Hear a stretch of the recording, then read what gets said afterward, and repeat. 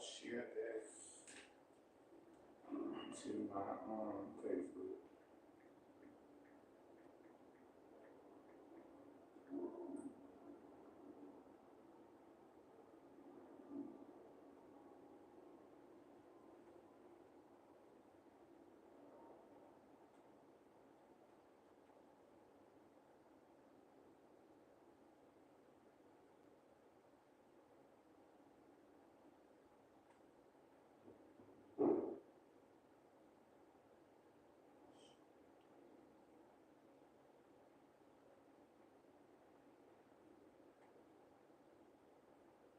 So I could tell that this one is gonna be a good one already because I'm getting like that nervous feeling, like I'm about to say some stuff, like I'm about to channel some stuff. That nervous energy that I get when I know I'm about to channel. Cause this been on my spirit for a couple of days, and you know, I wanted to do it in the day. Not that herbs don't help me to channel, like when I'm smoking weed and stuff, but when I have certain conversations, I like for my head to be clear, and so this is a very clear-headed rising.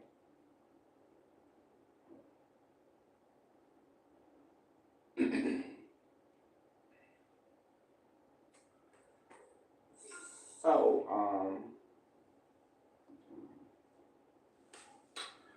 I want to talk about a few things today, and these things have been sitting on my spirit. Let me move a little closer. Also, let me cross my legs because I ain't got no drawers on. But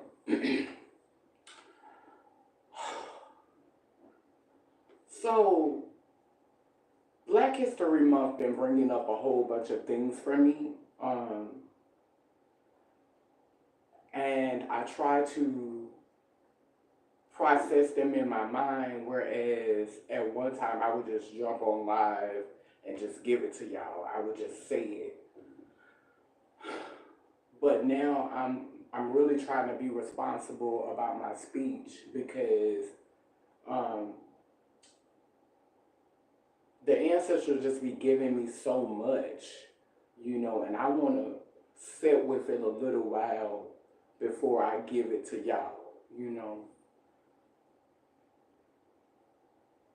So I've been thinking a lot about how the Bible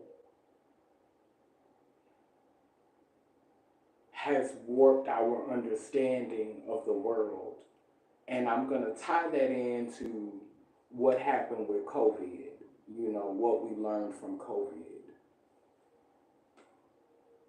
So, in the beginning in the Bible, some of y'all may know the scriptures, some of y'all may know the actual language, but in the beginning, the humans, which is us, were supposed to be more special than the angels because we had a soul. They said the angels didn't have a soul. I don't know how the angels could have made a decision to leave heaven and side with Lucifer, could have made a decision to come down and sleep with the humans and do all of the things that the angels did if they didn't have a soul.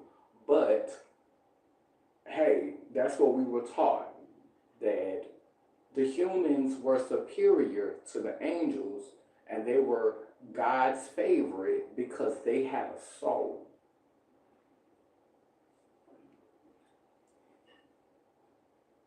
I think making ourselves the center of the universe, making ourselves the center of everything, centering ourselves the way that we have, I think that it's been harmful to us as a species because we start to think that nothing exists beyond this form, beyond this existence.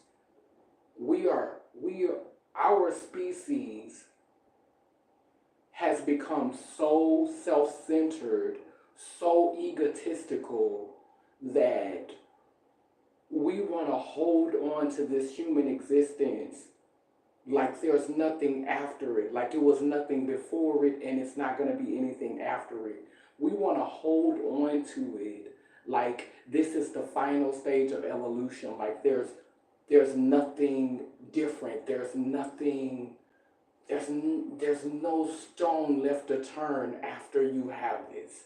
There's nowhere else to go. There's nothing else to do. Being a human is the most wonderful, glorious experience we could ever have in infinity. And I think how the Bible, that's how the church has harmed us because it's caused us to center human existence. It's caused us to center this this experience in this form above everything. Nothing else matters, nothing else is important, and that's why we are so afraid to die. Everything else in nature has to die. Everything else in nature, flowers bloom, they get their sunlight, they get their water, they get whatever it is that they eat, however they eat, and then they die and they come back in the next season. Animals are born, they live, they die. Fish are born, they live, they die. Everything in nature lives and dies, gives its life force, gives its energy to something else. We are the only species, and I guess it's because we can articulate that, but we're the only species that has this tremendous fear of transitioning beyond the physical form, of transitioning beyond this body. And we saw that during COVID. We saw, because I'm not fixing to discredit that COVID was real and that COVID did not impact a lot of people. But what I am going to say is it was the fear, it was the stress that was really killing people. It was those extracurricular things that we were able to get away with before that season came. They added something into the mix when COVID happened. They added something. And whatever extra you was doing, whatever extra thing you was doing, it was touch and go. Whatever you was participating in, whether you was eating too much greasy food, whether you was getting too much radioactive energy from microwaves and cell phones, whether you was entertaining a stressful job that was worrying you, whatever it was, if it was poor diet, if it was poor relationships, if it was whatever it was that you were feeding yourself during that season of COVID, it hits you like a hurricane.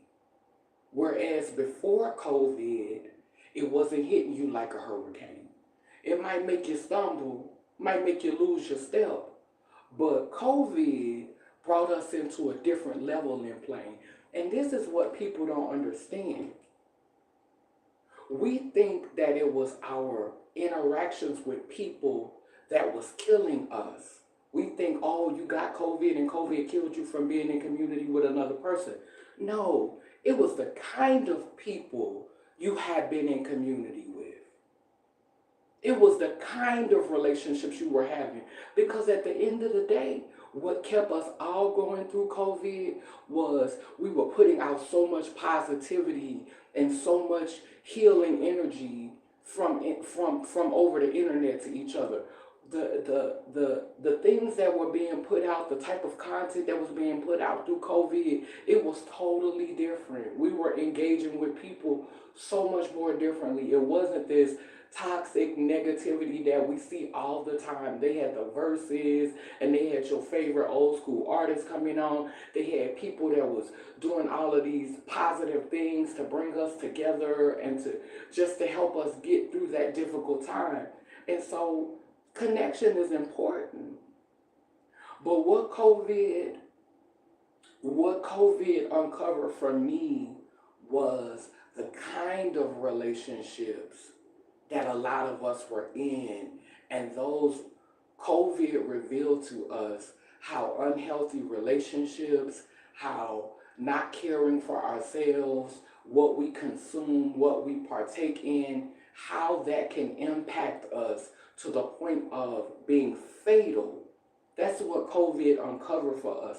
COVID uncovered this, it showed us, because I feel like relationships are very important. And this is one of the reasons why I am not going to be doing as much virtual this year. I really want to manifest a physical space in which I could engage with people in. I'm really like, the ancestors have been calling from that for me since I went to Africa. And I want to say this before I forget it. Just because you're not getting paid to do something that you're passionate about, just because you're not earning monetary capital for doing something that you feel compelled to do, don't ever let nobody tell you that it's a hobby. Don't ever let nobody tell you that it's a hobby. So I guess what preachers do, priests who take a vow of poverty, I guess that's a hobby. I guess what nuns do, that's a hobby for them. No, it's not a hobby. It's a calling. It's a social responsibility.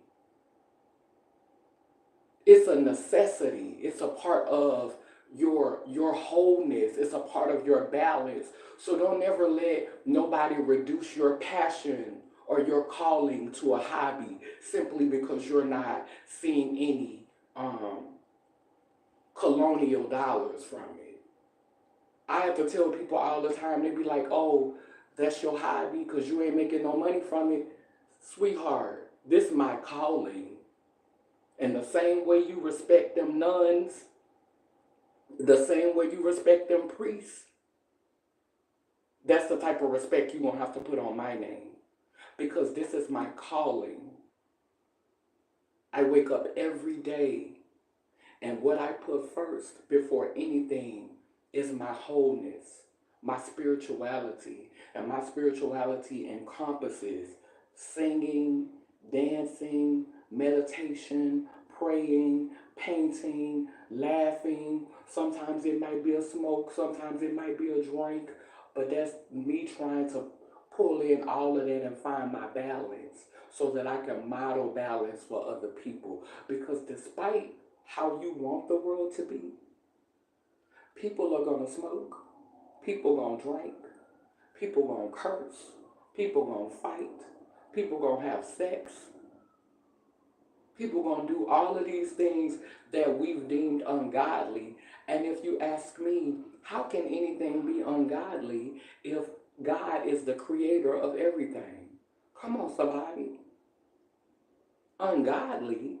How can something be ungodly when everything comes from God? God is the creator, the mother, the father. How can something be ungodly? Make that make sense, because the math ain't mathing. That's not of God.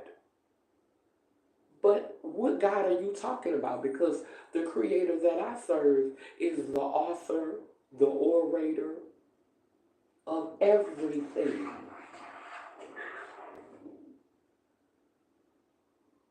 So how is it not of God? Make that make sense for me. And I'm thinking more so over, because I've been listening to Dick Gregory. I always go back to his teachings every now and then. And I can't find the clip where Dick Gregory said that he think that the dissension or the fall of the human species began because the XX chromosome was participating in something that caused us to, I don't know what the word is. Okay, so you can evolve, but the opposite of evolve would be, if someone knows what that word is, then tell me, because I'm about to make up a word. I'm gonna say de-evolve. So but um, something happened with the XX chromosome, and because at first it was just the XX chromosomes here, right? And something happened with the XX chromosome, and that's how the XY chromosome came about. And the reason why I believe, or the reason why I have faith that this happened, because even in the Bible, when they tell us the story about the fall of man, when they tell us the story about the fall of man, they say that Eve was responsible for the fall of man. Now let's look at this in an esoteric and spiritual way. The fall is the descent, to come down from a place where you were. Okay? The fall of man, to be sitting in this place and to come down to this place. They say that Eve was responsible for the fall of man. That XX chromosome did something that caused us to descend into the matrix. We know all of this stuff is metaphorical. We know the apple was metaphorical. We know the snake was metaphorical. But what we do understand is that they said that the X chromosome, the XX chromosome, was responsible for our descent into the space in which we now occupy. And it's funny how they credit in the very beginning of the Bible, you would think that we're about to hear more stories about the XX chromosome. You would think that we're about to hear more stories about beings who identify with womanhood. You would think that we're about to hear a lot about this, but we don't. So much, in fact, that when we get to the story of Jesus and we start talking about the lineage of Jesus, women are not included in the bloodline. Of course, we talk about Mary, but we speak about Mary as though Mary was a host. And this is something else that Dick Gregory talks about. We don't acknowledge that there's also a seed inside of the womb. We don't acknowledge that the egg itself is a seed. You know what I'm saying? The Bible teaches this narrative that the women were hosts, they were incubators, but it wasn't two seeds, because the egg is a seed itself. And so we're not taught like that. So we think that all of the personality, the spirit, and the genes come from the patriarchal side, comes through the patriarchal lineage. And the Bible reinforces that by giving us this so and so begot so and then so and so begot so and then so and so begot so and then so and so begot so, and it's all men. So I find that interesting that even the Bible will credit females or the XX chromosome for the descent into this matrix, but will not credit them for the being that came to help to elevate us out of it.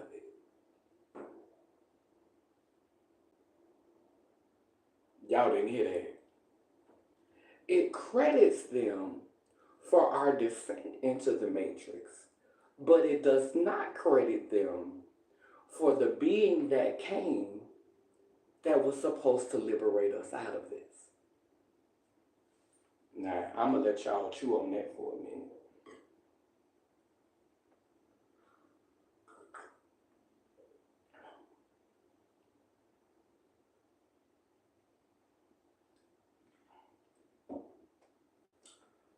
I am in a very different space in consciousness now. And um, I said this before in one video, and I'm going to say it again in this video. I am on the side of wholeness. I am not in a place, because a lot of y'all use y'all genitalia to exalt yourself. We worship dick because we worship a male god. We worship vagina because it has the power to create, to bring more beings here. It's a portal. I'm starting to catch myself when I'm saying create, because procreate means you're participating in making and bringing forth the life that's already here. You're participating in that cultivation process. Y'all don't come together and create shit.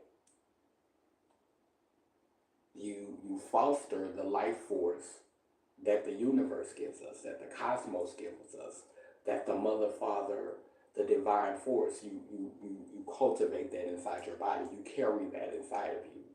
And you come together and you open that door and you bring that being here. But let's not pretend like that being didn't exist somewhere before it came here and manifested on this plane. Again, that's that colonial Baptist, that's that colonial Baptist thinking that you didn't exist, you didn't, you weren't sentient, you had no knowledge, you did not exist until these two human beings came together and brought you here.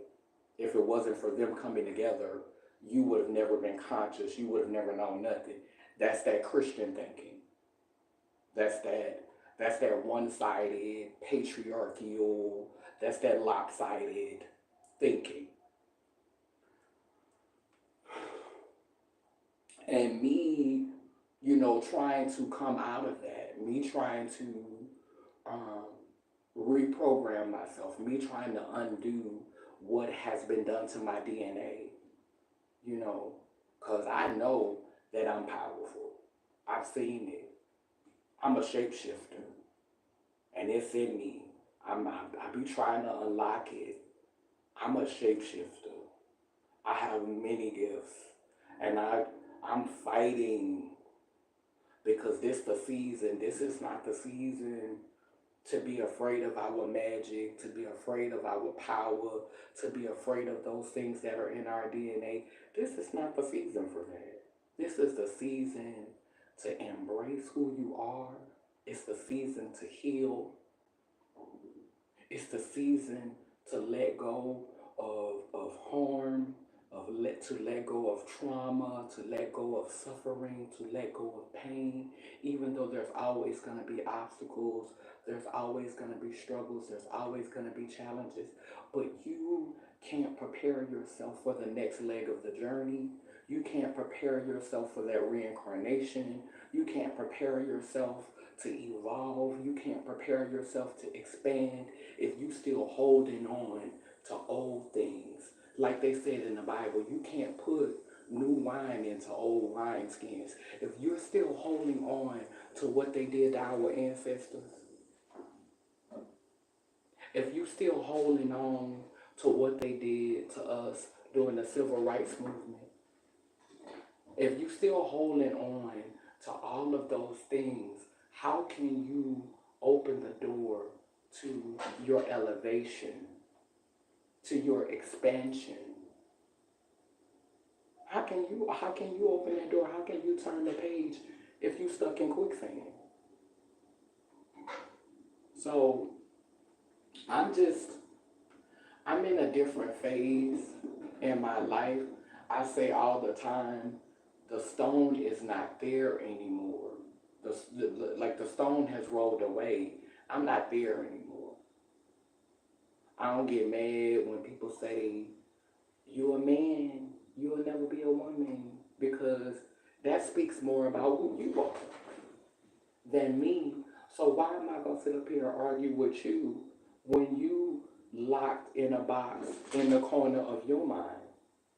They say we only use 10% of our brain. Well, boo, you use less than that.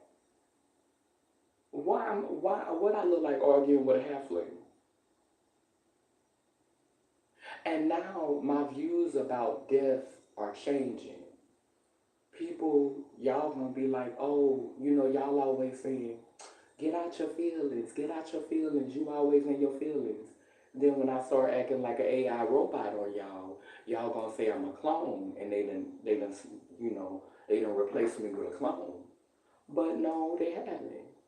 I'm just waking up fully to the game. Death is not death. Death is the reset button. And the reason why some of y'all cry and mourn so much is because you are not conscious of that. The reason why y'all get so, don't get me wrong. If somebody that I love was to die or to pass away, it's I I've been programmed to grieve. I've been programmed to grieve. So I'm not gonna sit there. I just finished grieving over two of my partners that died back to back. So I'm not gonna sit up here and say that I won't feel nothing.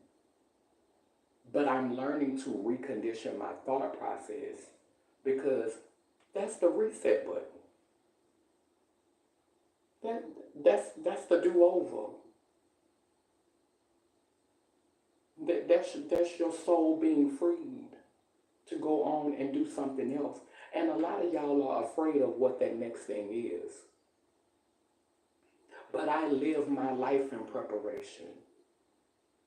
And it's not a hobby, it's a calling. I'm going to say that again. I live my life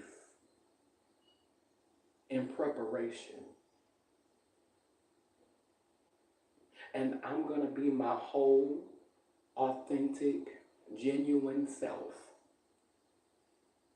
You ain't got to tell my business because I'm going to tell it myself.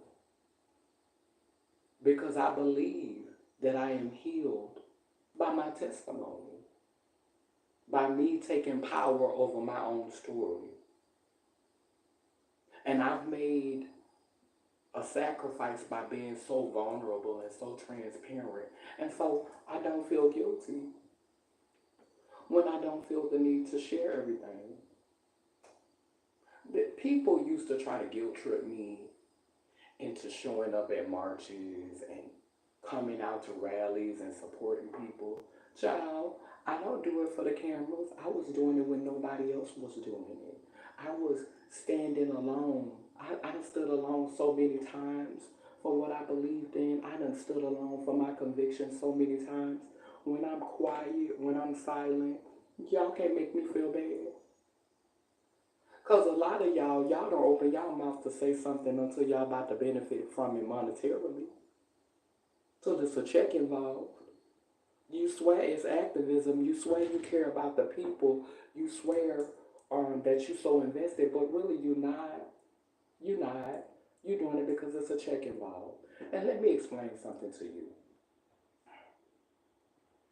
The reason why we feel the need, the reason why compensation is so important is because we live in a world where you know that most of the people who are paying you to do a service, let's be clear, they would not mess with you. They would not deal with you outside of that service that you're providing. They ask you to come and speak. They ask you to create something for them, design something for them, to build something for them. When a wealthy person asks the people to come build a house for them, the reason why you paying them is because that's not your people. You wouldn't look out for them. You're not gonna take some of your money and make sure they okay. So the reason why you pay them is because these are people that you really, excuse my French, I got the curse here. These are people that you wouldn't fuck with in real life. So you pay them because you really wouldn't support them in any other shape, form, or fashion. And that's what's broken about our society. That we could live in the same neighborhood with our neighbors and not speak to them. Bitch, I don't talk to nobody in this building. When I lived in the other apartment that I lived in, I didn't talk to nobody. I could maybe talk to two people in my building. And that's something that I had to change to start doing. Because I lived in so many buildings and did not speak to my neighbors. Did not talk to them because I was used to the shade and the disrespectfulness because of how I show up in society. And so I had made it a habit of not being neighborly because I didn't expect for you to be neighborly to me. And so we live in a society where people will pay you for a service because outside of that, they're not fucking with you. And that is where our ancestors were different. Everybody had a skill and they supported each other. That's why they didn't need money. That's why they didn't need currency, because they wanted to be in community with each other. They wanted to build with each other. They wanted to share space with each other. That is why they were tribes. They had the same objectives. They were moving toward the same thing. Their culture was one. And you could be different and still be a part of the same tribe. I say this all the time. I imagine us being like a gumbo. That's why I love the fact that I was born in Louisiana. Because if you're from Louisiana, you know about that gumbo.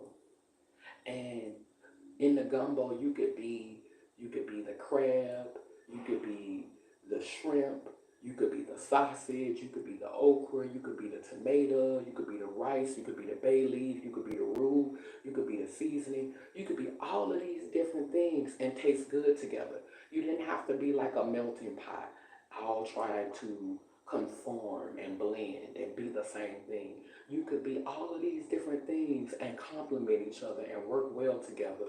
And this is what our ancestors understood at some point, at some time in our existence. This is what they understood. And this is why they didn't need currency. This is why they didn't need paper. See, when we started using that paper, that's when we were saying, I am going to conform to the ways of the people who are on this paper. I'm going to start moving in a way that aligns with this paper. This paper is the symbol of how we are about to move in society, what kind of people we're going to be. And so you could wear dreadlocks, you could be as down as you want to be, but your politics, your way of maneuvering, your thought process could still be just as colonial, just as aristocratic, just as fascist, just as bigoted. It could be all of these things, and you could still show up as your natural Negro ebony self. That's the best trick in the world. When you could sit up here and look like you love your melanin and you love everything about being a Negro, you love everything about being ebony. But as soon as you open your mouth and begin to speak, your politics. See, that's the deception. That's the real white face. That's the real when you could show up black as tar with dreadlocks and open your mouth and give colonialism, give give the whitest of the white European philosophy and politics. Because see, that's what it is. That's what white politics is. When I think of what white politics is, this is why we always talk about um, pay people, give people their money, give people their money, because we are a society that literally is becoming more and more isolated. We're becoming more isolated. This the bad thing about getting paid well. When you get all the money that you need, if we gonna go ahead and keep it real, you really ain't gotta fuck with people like that. Once your bag is lovely, I mean you got a lovely bag, you done picked you a lovely bag of cotton, you ain't really gotta socialize with people. You ain't really gotta have no people skills. You ain't gotta be compassionate. You ain't gotta be empathetic. You ain't gotta be thoughtful. You ain't be none of those things. You have a coin. And that's the unfortunate thing about having the money that you need. Because when you don't have those resources, when you don't have those funds, then you have to go out into society and you have to know how to engage with people. You have to know how to communicate. You have to know how to You just have to know how to be relatable, you know. And so I think money is important for this experience, for this what we're doing right here.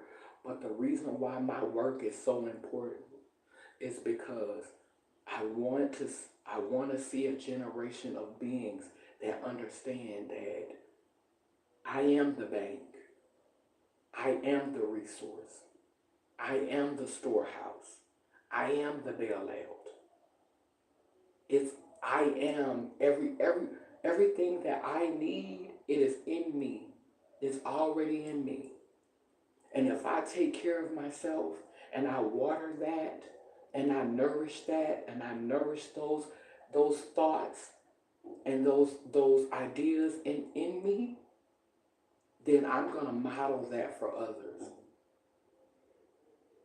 And I'm gonna help to cultivate and nurture a society of beings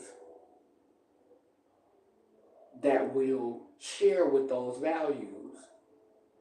Because this is why we are so hung up on compensation. It's the truth to you. Just think about it. The reason why you go on a job and you demand to be paid and you demand money, think about it.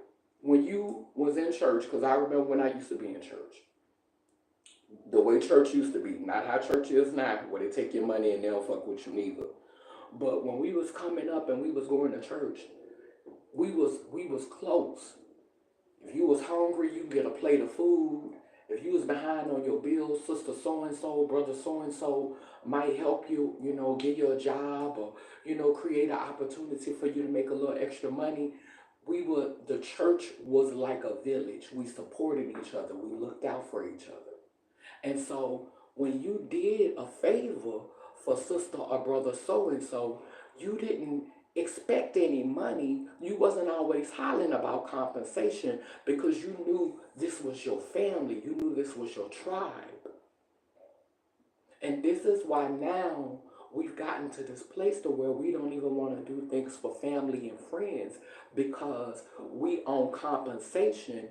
And again, a lot of us would not deal with each other if it was not for monetary gain. And so, and the unfortunate thing about this reality is it forces us to be in relationships with people and to give the bulk of our energy to people that we wouldn't fuck with if they did not have capital. A lot of us are in relationships and in communities.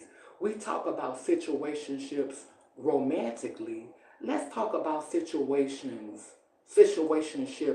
politically, financially. Let's talk about those situationships. A lot of us are in arrangements with people that we don't like. We don't want to be bothered with. And I say this all the time. Everybody that I have in my life right now that I'm close to, I made the choice. One of my sisters, when I tell you, she have done so much for me, I cannot tell it all. Sometimes I get in my feelings because I be wanting it to look differently, but she have showed up for me in so many ways, and my loyalty to her is very strong because she has showed up for me. She has shared with me in a way that few people have. And I value that. And I try not to be a person who takes advantage of that type of sisterhood, that type of community. Because loyalty is everything to me. Love is important, but what is love without loyalty? And a lot of us confuse being loyal with being faithful. Loyal doesn't mean that you never gonna go and network or have dealings with people that I wouldn't fuck with. It just means that you're not going to try to harm me or sow maliciousness in those relationships.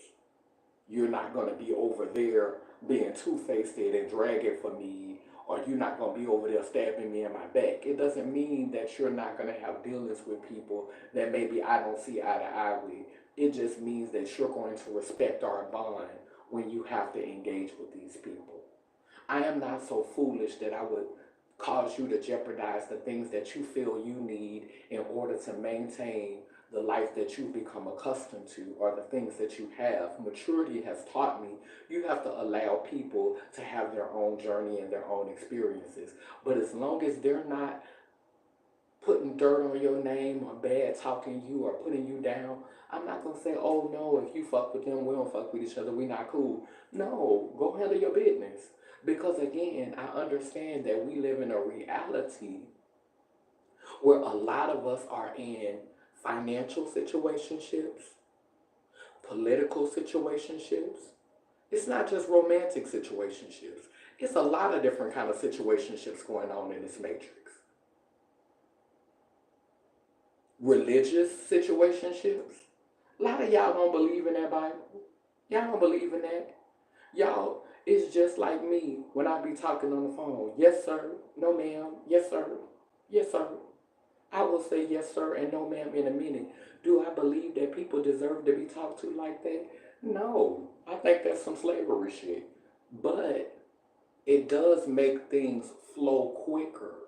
It does get me to my end goal and what I'm trying to accomplish without a whole bunch of cathaddle, without a whole bunch of feedback. Yes, ma'am. Yes, sir. No, ma'am. No, sir. Keep this shit moving. Let's wrap this up. And at the end, I want to get what I want out of it. And this is what a lot of us do with Christianity. You go into a space and you see the people in there got money, they got resources, they got something they could give you and they could help you with. What you say? Oh, if it wasn't for Jesus. Oh, thank you, Father. Oh, won't he do it? He's the on time God, ain't he? Won't he do it? Didn't he do it? You playing the game. You reading from the script. Because you're trying to get what you want. You don't believe that. You don't believe that no more than you believe that two fat people having two fat people together all the time gonna have a skinny baby or all the time gonna have a fat baby. You don't believe that. You don't believe that shit. But a lot of people don't. They're not invested. They don't go to church. They don't read the Bible. They don't pray. They are godless. Some of them soulless. But baby will get in a room full of Christians and tap dance and sing that song and sing hymns and talk about he did it and he walked through and what he said. Because you know that's how you gonna win your Christian audience.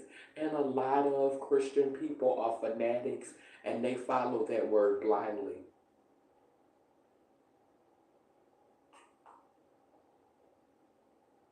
They follow that word blindly, boo. Blindly. It's so indoctrinated in them, they scared to step outside of it. And so, yeah, those are the things that I wanted to share. Um, Again, I'm probably not going to be going live as much because I really do want to start using my energy to focus on developing a physical meeting space.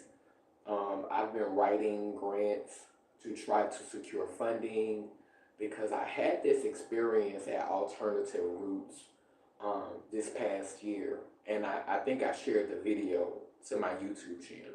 It's in my list of videos, and I had the opportunity to um, do to lead an open mic. So I was basically the MC, the host, mistress of ceremony, whatever you want to call it, for the open mic. And when I looked out in the audience, um, it was children, it was Caucasian people, it was black people, it was people of other nationalities and ethnicities, and I saw a human rainbow, and it was such a beautiful experience. While I was at Roots last year, I had like this freeing experience. Like I cried out, and it felt like a bird. Like it was just so beautiful. Like I just cried, and I just felt so much healing, and so it was such a beautiful experience, and it reminded me the power of human connection. It reminded me how powerful we are together, and I feel like um, we're moving into a space, we're moving into a time where we need to start physically gathering.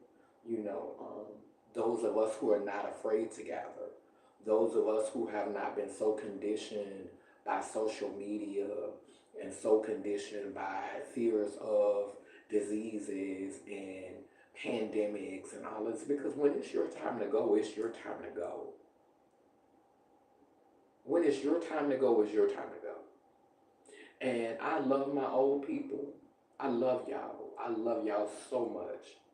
But I don't want to be the type of old person that's afraid to die. You know, I'm not judging old people, but I don't want to be a old person that's afraid to die.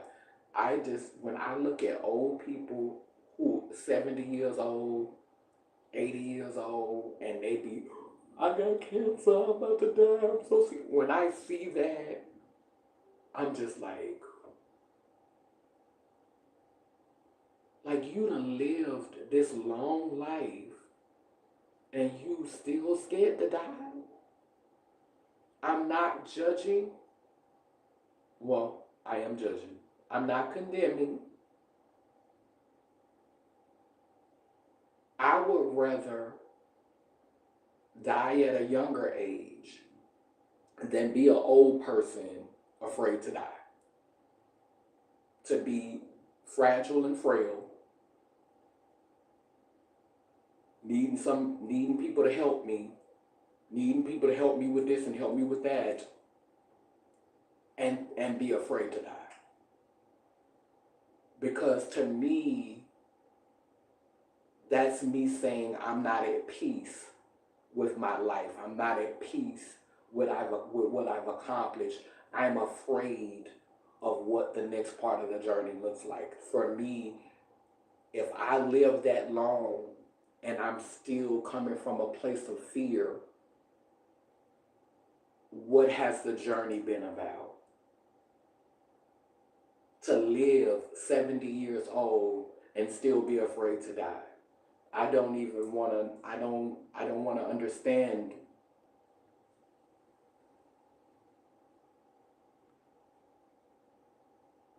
Yeah. Yeah. I don't even want to understand it. I don't want to, like, and we see all of these narratives, you know, on TV where people be 70 years old, 75 years old. I'm about to die. I'm like,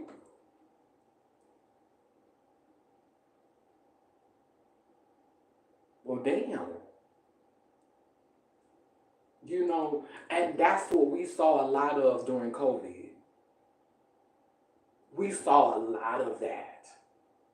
People who had lived, and me being born black, being born male, being trans, bitch, I've never had the luxury of being deceived about the expectation of my mortality.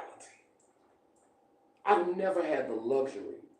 Even when I was young, the age that I prayed to the ancestors for was to live until I was 77 years old.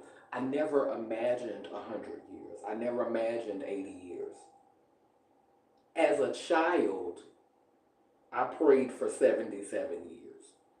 And now it's like I don't really need them 77 because with the quality of food that they're feeding us, um, the content that we're consuming, what we have to navigate,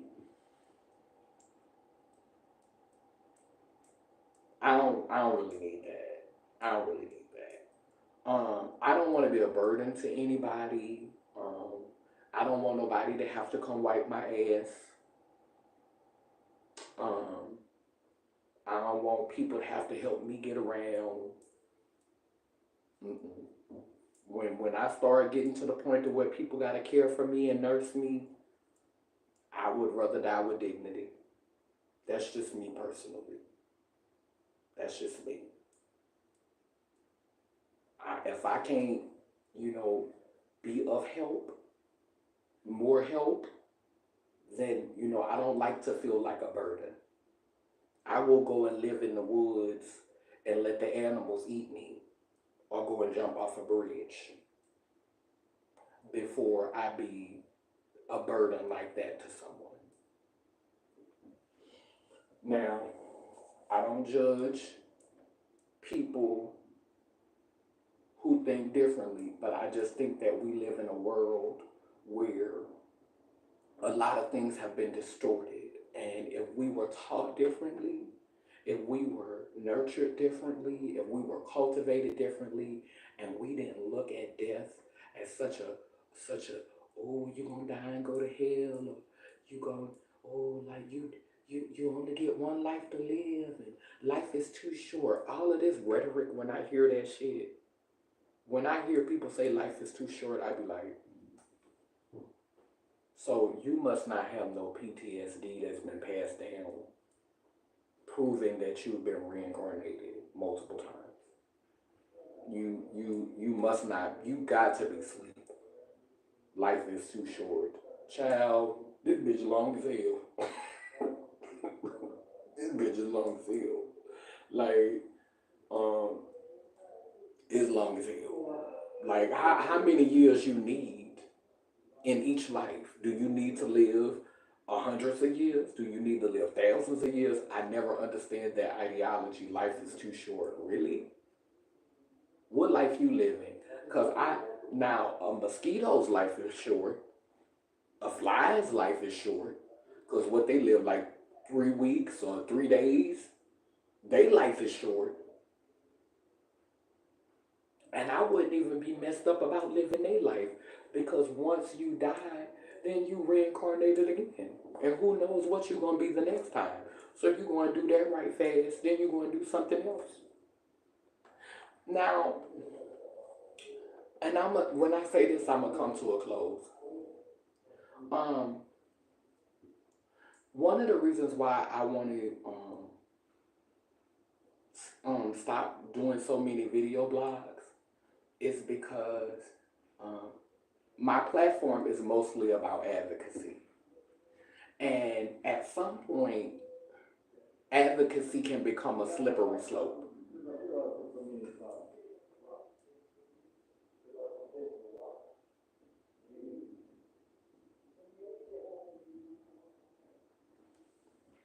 At some point, advocacy can become a slippery slope because it's, I want to be thoughtful how I say this. When they say you stand on the shoulders of your ancestors, and your ancestors, advocated for you. Okay, I take that into consideration. And I did pay it forward because I am another ancestor who, a lot of things that are possible for the girls in New Orleans, a lot of things that are possible for black trans women in Louisiana, it came out of my blood, sweat, and tears. When I went back to Louisiana, I started the movement of girls standing up and filing EEOC claims against their jobs, and us starting to sue our jobs for being discriminated on a job. I was one of the people that, when the girls was having to register as a sex offender, I was one of the first black girls that they reached out to, okay, to get us to start coming in and sharing our stories so those girls could have their name cleared of being sex offenders and having to be on that registry. I was one of the girls who was key in that.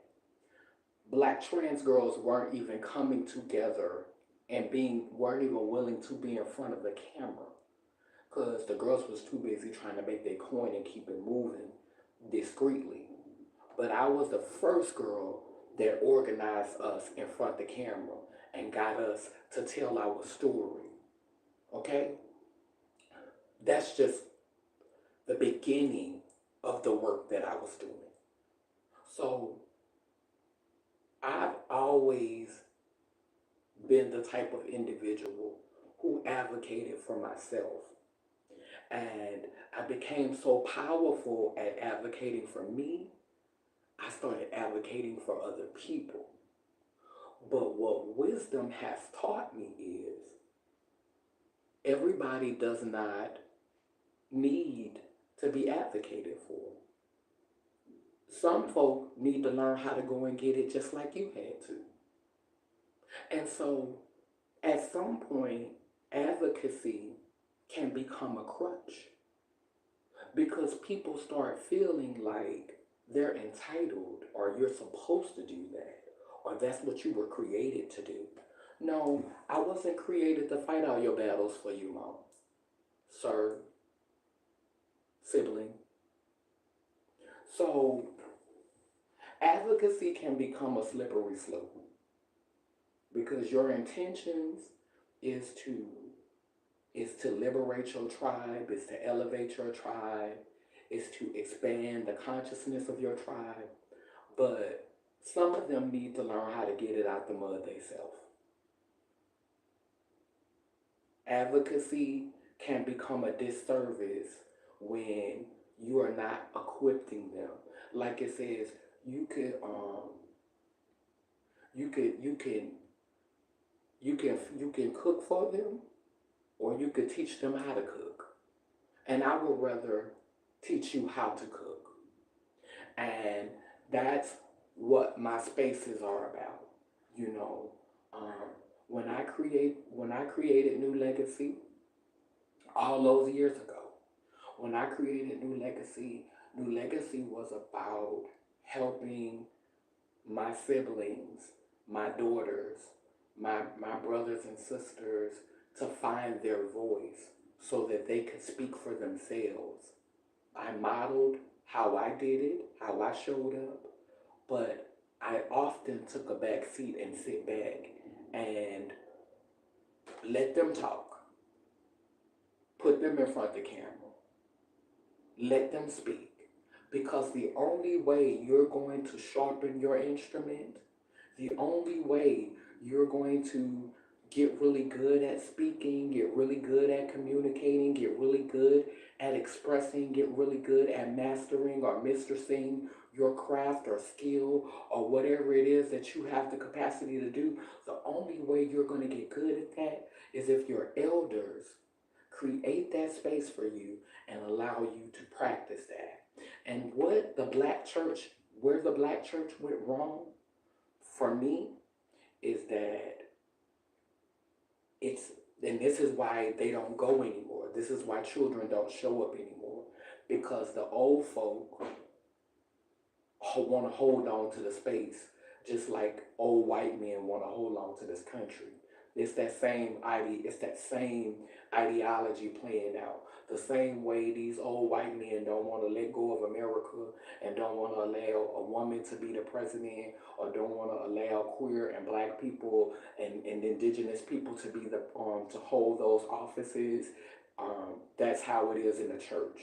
The old folk want to run everything and they don't want to let the young people speak and let the young people express themselves and let the young people cultivate and find and nurture their voice under your guidance because we are here to guide them. We're not here to tell them what to say. We're not here to put words into their mouth. We might get irritated over some of the things that we hear, and I'm be honest with you, because I done heard some young people say some stuff and I was like,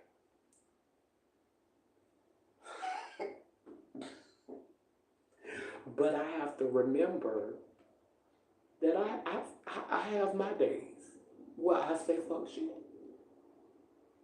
And if I'm still doing it at almost 47 years old, why I can't have no grace and capacity for the youth when they saying it? And so um, that's what the space is about. You know, that's what that space was like when I facilitated the open mic at alternate roots. And I really, really am like, that's my goal, that's my vision, is to um, focus my energy into manifesting that space, because I definitely feel like as I continue to heal, as I continue to get clarity, as I continue to become more disciplined and more focused, because baby, I'm getting ready for that double eclipse that's coming in April. I'm getting ready for. I just feel like this the year of the dragon. This, my ex-husband, the one who passed last year in January. This was the year he was born. He was a dragon, and I'm feeling that energy, and I'm just burning away those things that don't serve me, and I'm feeling like this is that year to prosper more financially, to accomplish more things. Um, that align with my vision of how I see. Now that I feel like my faith and my spiritual practice has grown in such a magnitude, because I've been taking all these years to figure it out. Because I started, Laylim Layler was born um, on Christmas Eve of 2017. And so now it's 2024. So Laylim Layler is 7 years old. So it take you about that long to earn a doctorate if we really just think about it. Like if I went to college to study this, I have my PhD right about that.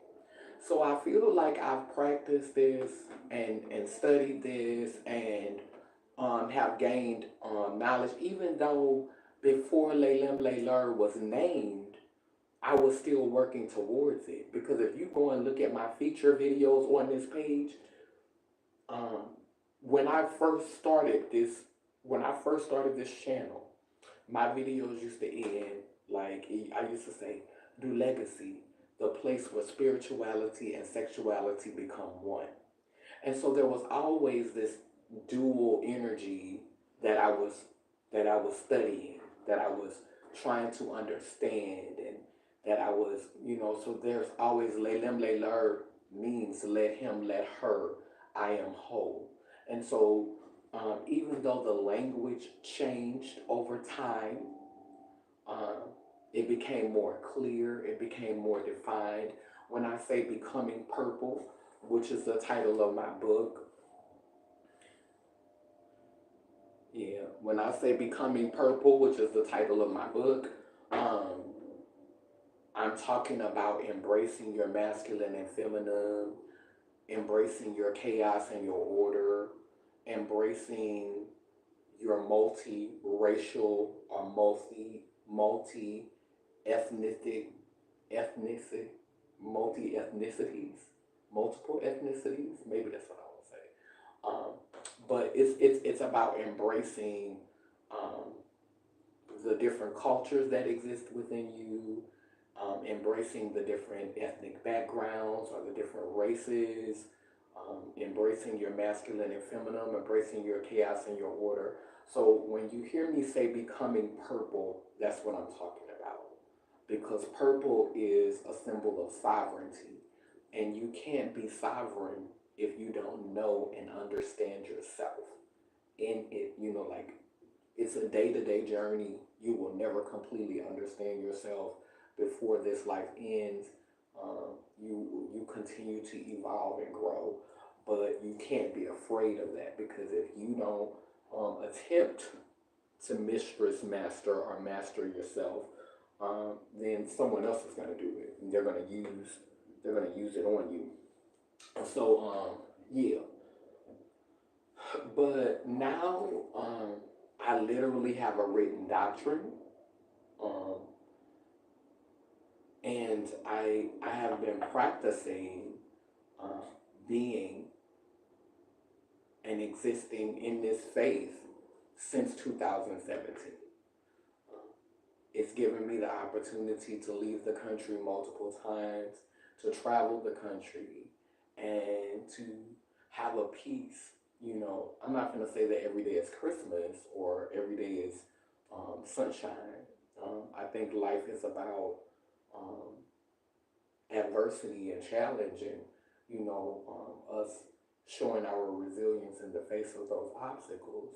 And so I'm not going to say every day has been cotton candy and lollipops, but when I first started this spiritual practice, I was in a whole different place. You know, I still was fighting those ideas of I'm gonna go to hell and this is blasphemy and this is heresy and this is pagan and this is a cult. Like I was still fighting against all those whispers. I was, oh, you're the Antichrist, and first of all, the Antichrist is already here. The Antichrist is capitalism. The Antichrist is the machine. The Antichrist is government because none of these things aligned with the teachings of that Jesus in the Bible. So the Antichrist been here and running things. So the Antichrist, we ain't waiting on the Antichrist. The Antichrist already here. Because to be Christed means to be elevated, to be conscious, to be aware, to be altruistic, to have compassion, all of those things that you embody when you become more aware of who you are and you see um, your insignificance as well as your significance. You understand that I'm not no more important than these flowers and these trees. I'm not no more important than the animals and the fish. We all play a role. We all play a part. And you don't come from this place of without me none of this would be possible. You know. And to me that's Christ is. When you start to understand how small you are in the bigger picture, but you still continue to work on you so that you can model healing and wholeness for other people. Amen and woman. So yeah, this year I'm focusing more on manifesting a physical space. Um, and and it's the season of like doing these live videos. I'm not gonna say that I will never see a topic that I will want to speak out on. Most of the time, when I do speak on things, it's because somebody inboxed it to me. um, like that video that I just did about T.S. Madison. Um, somebody sent me that video, and when they sent it to me, I wanted to unpack it and talk about it. So most times people send me things, and if I find it interesting, and it moves me to talk, then I will. But I don't typically just be scrolling on the internet and see something and then all of a sudden feel like talking. Some people will send me things because they want to hear my opinion. And so, but I'm really trying to get away from being so plugged into the matrix. Um, I do like my Instagram. I like to do my little dance videos. I like to, and people don't understand that, but that's me being active. Um, I love dancing. I've always loved dancing. I danced at a strip club for 10 years on and off. Um, I want me a pole back. I want me another stripper pole. Um, I want to celebrate my limbs and my mobility because, who knows what it'll be like 5 years from now, 6 years from now. So I like to celebrate that. People could say, oh, you being egotistical, you could be talking about this stuff and and you should be using your platform to talk about, what's going on over there in Palestine, or what's going on over there in Africa. Like, y'all do that. Like, I believe that to y'all. What my contribution is me trying to model self care, me loving on myself, me taking care of myself, remembering to do that. Because a lot of us be so focused on speaking out against atrocities somewhere else that we're creating a frequency that causes the same turmoil in the space you exist. If you always angry and fussing about what's going on somewhere else, what type of energy you think you putting out into the earth? So I pray for all of my ancestors. I don't have to speak from the same script you speak from. We've been trying to hold America accountable for years. Child, you could not say nothing and the bill still gonna come due. When you go eat at a restaurant, you gotta pay for what you ate. And this country gotta pay for what it ate. Why torture myself when the bill gonna come due anyway? My condolences to my ancestors who are enduring those things, who are going through those things. But for my mental health, for my well being, I want to create joy. I want to create happiness. I want to create laughter.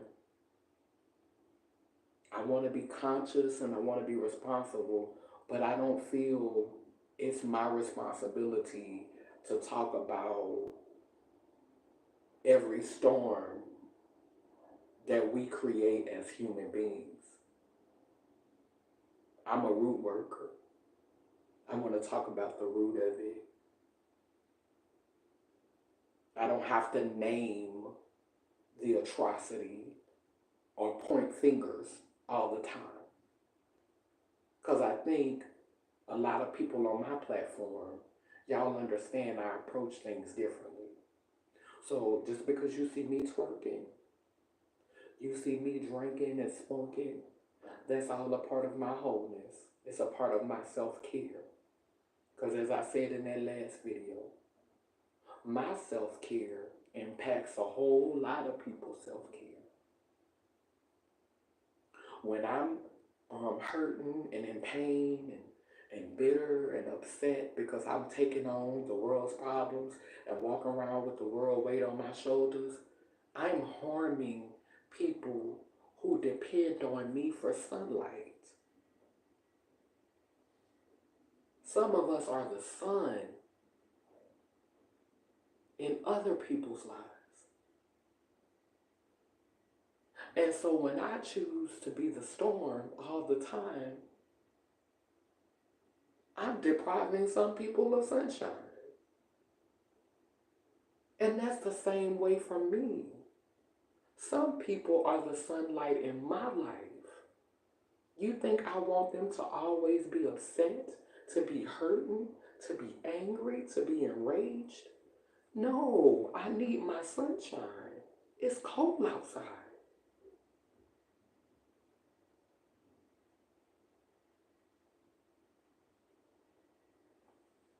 So, walking around being mad every day, walking around calling people out, walking around being upset every day. No, we have to balance ourselves, just like nature. We have to learn to storm when we need to, but we also have to learn to let that sun shine. Let that light shine.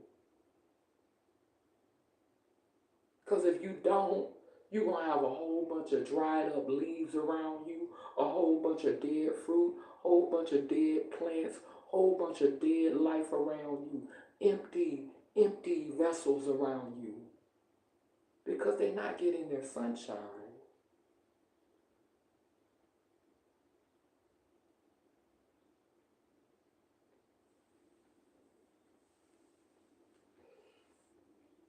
But you gotta rain when you need to rain too.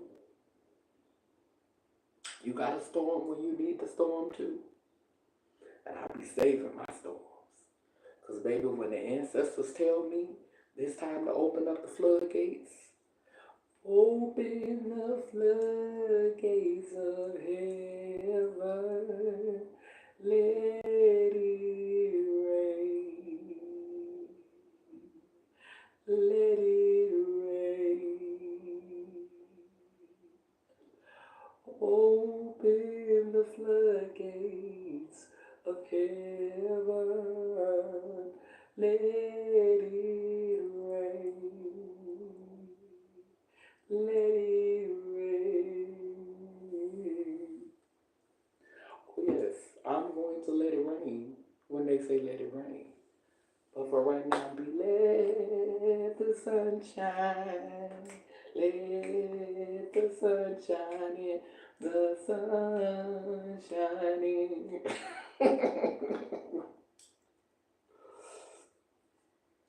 So let me light this candle. Because my booty's starting to hurt on this chill.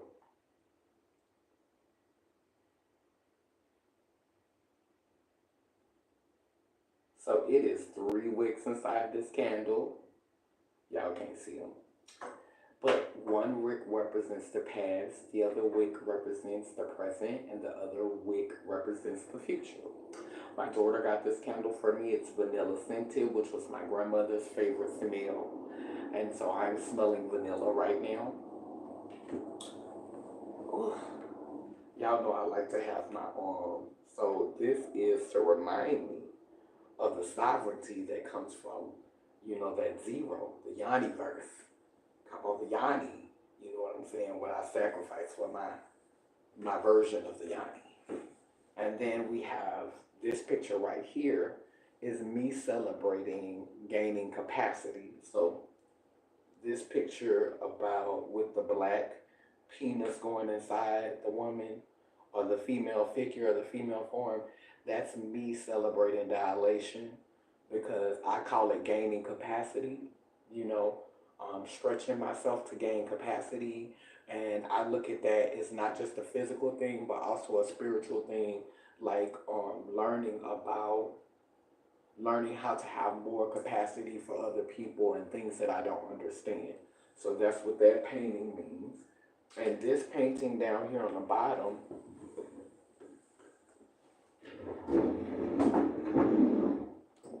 this painting down here on the bottom is about collective healing. And that's why it's got orange around it. So the orange is symbolic of healing and all of those circular forms that are coming together. They are sharing space with each other in order to collectively heal. And then a woman, and the yellow is used in the picture to symbolize they're creating that healing. And so that's one of the reasons why I always have those 3 paintings when I'm in this particular space, because y'all know when I'm in my space in Georgia, I use different artists behind me. But the reason why those paintings are behind me is because the symbolism in all of them are important, and I feel like these are my hieroglyphs basically. But and these are things that I want to pull from and channel while I talk. I love the way that that vagina look with the crown on it, and it's yeah. But I feel like all of this art is important, and the one at the bottom really speaks to like their purple circles, and these purple circles are creating healing from sharing space with each other and being in the same space with each other, and that is, you know, my art is programming. Art is programming. What you feed yourself. And that's why we have to be careful when we always be looking at this colonizer stuff. You know, y'all be thinking that it's just entertainment, but it's really programming. And my art has played a huge part in how I conceptualize things, my thought process, how I put things together, um, how I interpret things. My own art has been the greatest my music, the things that I say lyrically when I'm speaking or when I'm, making a short story. These are things that I play over and over and over again because I'm undoing colonization. I'm undoing the thought process that has bound me from becoming the version of myself I need to be before I ascend this plane. Amen and woman. So there's a method to the madness. Anyway, these can these candles are lit. When I blow them out on the physical plane, they grow with a fervent intensity on the spiritual plane, preparing us for times that are now. Say my little prayer. And I want y'all to be sure to, if you haven't got my book, Becoming Purple, be sure to get it. It will be very elevational for you, very expanding, challenge your thought process. Baby, if you want something to help you um, look at that Bible differently and to expand your thought process beyond um, what they taught us in their Bible, Becoming Purple by Kaneem Mafa, you definitely need to go and cop that.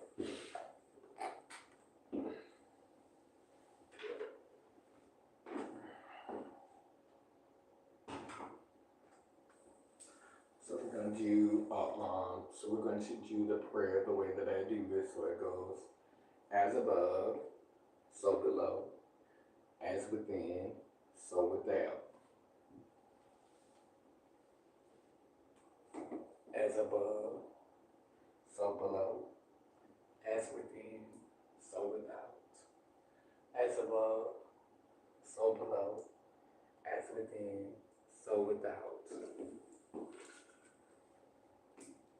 As above, so below, as within, so without.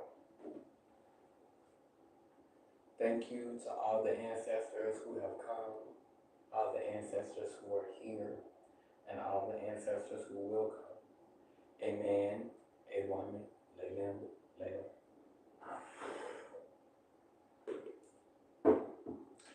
All right, thank you. Have a good day.